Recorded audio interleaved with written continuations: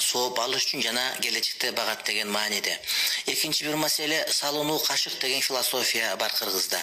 Бул деген сен балдарыңа, ата-энеңе кандай мамиле кылсаң, ошону балдарыңа көрөсүң деген. Ошондуктан урматтуу бир туугандар, биз келечекте биздин балдарыбыз бизге кандай мамиле кылуусун кааласак, анда ата-энебизге ошондой мамиле кылуунун аракетинде болуубуз керек. Ата-энени багуу биздин мойнубуздагы милдет. Кыяматта ушул нерсеге жооп беребиз. Ата-энени нааразы кылып коюу бул Кудайдын нааразылыгына тете иш болуп эсептелет. Ошондуктан келгиле ата-энебиздер арачы улгайып калганда, биздин жерге муктаж болуп калган учурда аларды боздотпой, сыздатпай, алардын көңүлүн көтөрүш керек. Булар бизге келген конок. Канчалык өмүр берди Кудайым билет, ошол конокторубузду урматтап, сыйлап, узатып алуу биздин мойнубуздагы милдет болуп эсептелет. Пайгамбарыбыз алейхиссалам ата-эненин кадыры жөнүндө көп айткан.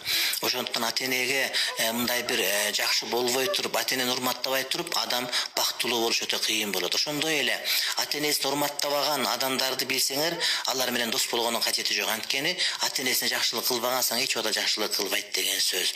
Ата-энесин урматтабаган адамдар менен куда дагы болуштун кереги жок. Анткени бул сага куда болуп дагы жарытпайт деген сөз. Аны менен коңшуна болуунун да кереги жок. Анткени бул адам ата-энесине, өзүнүн төрөлүшүнө, өсүшүнө себеп болуп, аны баккан адамга жакшылык кылбаган башка бирөөгө жакшылык кылбайт деген сөз. Ошондуктан жанагыдай келиндерге да айтарыбыз, ата-эне улгайып калып, жалгыз калып калган учурда төркүлөп кетип калып, тиги кайната кайненени карабай койгон, бул дагы жакшы эмес маселе. Өчөшпөчтөр, сен да эртең карыйсың, карууң кетет, белиңин күч кетет, ошол убакта сен дагы балдарың жана муктаж болосуң. Билигиниң ата-энеге кандай мамиле кылсаң, ошондой мамиле сен өзүң кайрадан кайтылып келет. Бул салынуу кашык деген бул бар маселе, урматтуу бир туугандар. Кудайым шерменде кылбасын.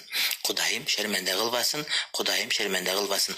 Билесизби, пайгамбарыбыздын убагында элдин эркиндиги үчүн болгон чоң казат, жихад болуп, анан ошого бир адам келет.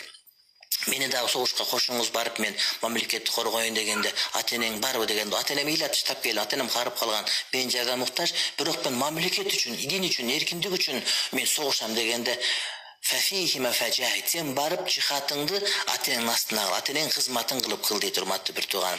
Ошондуктан келгиле, окуган намазда эле касиеттүү үчүнүктөрдөн бири ата-энеге кызмат кылуу. Аларга уф деп айтуу болбойт. Кур'ани Каримде Кудай Таалам ата-энеге уф деп айтпагыла дейт. Уф деген сөз ата-энеге каршылык көрсөтүүнүн эң төмөнкү нормасы, эң төмөнкүсү, андан төмөн болушу мүмкүн эмес. Көздү акырайтып карагандан дагы эң чөнөкөйү уф деген. Аткарасын, балам иш кыл деп иш кыласың, бирок уф деп уфулдап барып кыласың. Мына ушул арам. Андан жогорусун баары арам болуп эсилип кете берет.